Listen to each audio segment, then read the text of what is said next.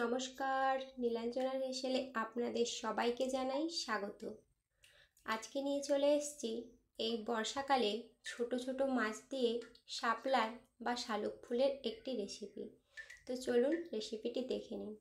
প্রথমে এই শাপলাগুলোকে আমি যেভাবে বাছছি এইভাবে বেছে নিতে হবে। দেখুন এর আঁশটা খুব সহজেই উঠে আসে, এইভাবে এর আঁশটা তুলে নিতে হবে।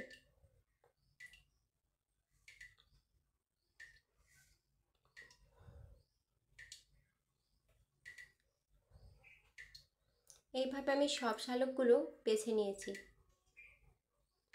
এইবার আমি যেভাবে দেখাচ্ছি আপনারা একদমও ছোট সাইজেরও করবেন না, মাঝারি ধরনের সাইজের এটাকে কেটে নিতে হবে।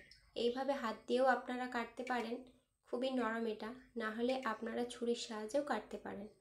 আর না হলে আমি দেখাচ্ছি, দেখুন এইভাবে একসঙ্গে বেশি করে ধরে বটিতেও আপনারা কেটে নিতে পারেন।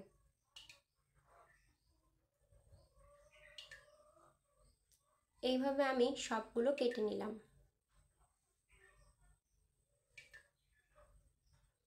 এইবার এটাকে ভালো করে জল দিয়ে ধুয়ে নেব।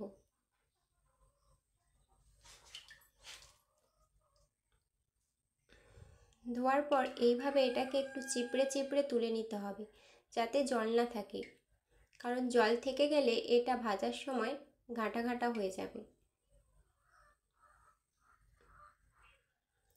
তো এইভাবে আমি সবগুলো তুলে নিলাম।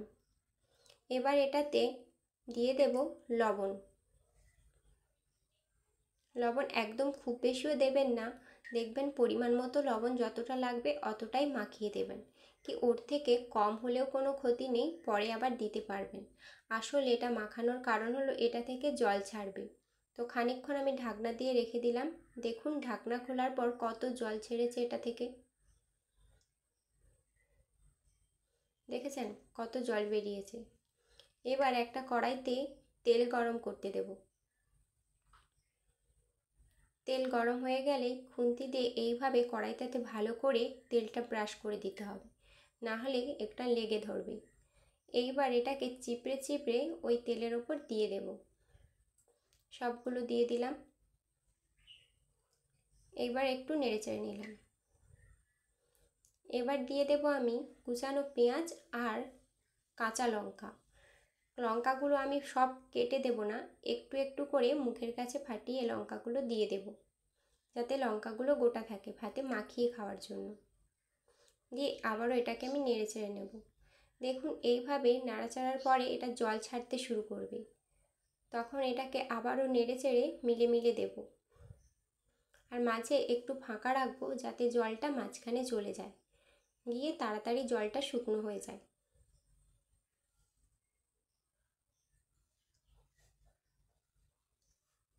দেখেছেন কত জল ছেড়েছে এটা থেকে। এইভাবে এটাকে নেড়ে চেড়ে ভেজে নেব।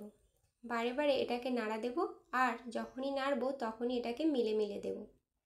এবার দিয়ে দিলাম হলুদ গুঁড়ো, দিয়ে এইভাবে মিলে মিলে ভেজে নেব। দেখুন এটার পরিমাণও কমে আসবে আর কালারটা পুরো এরকম চেঞ্জ হয়ে যাবে।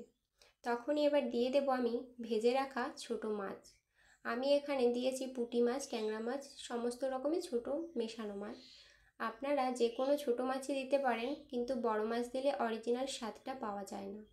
তো এইভাবে নেড়ে চেড়ে এটাকে রস মেরে এইভাবে ভেজে নেব খানিকক্ষণের জন্য। এখানে আপনারা চাইলে আরও অনেক মশলা দিতে পারেন, জিরের গুঁড়ো, আরও অনেক কিছু দিতে পারেন, কিন্তু সেক্ষেত্রে শাপলার অরিজিনাল স্বাদটা পাবেন না। তাই জন্য বেশি মশলা ব্যবহার না করে এইভাবে একবার ভেজে আপনারা ট্রাই করুন, দেখবেন খুব সুন্দর খেতে হয় এটা। তো এখন এটা আমি প্লেটে তুলে নিচ্ছি।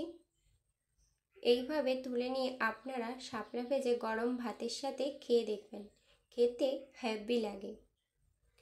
ধন্যবাদ, আজ এই পর্যন্ত। দেখা হচ্ছে অন্য কোনো ভিডিওতে। নমস্কার।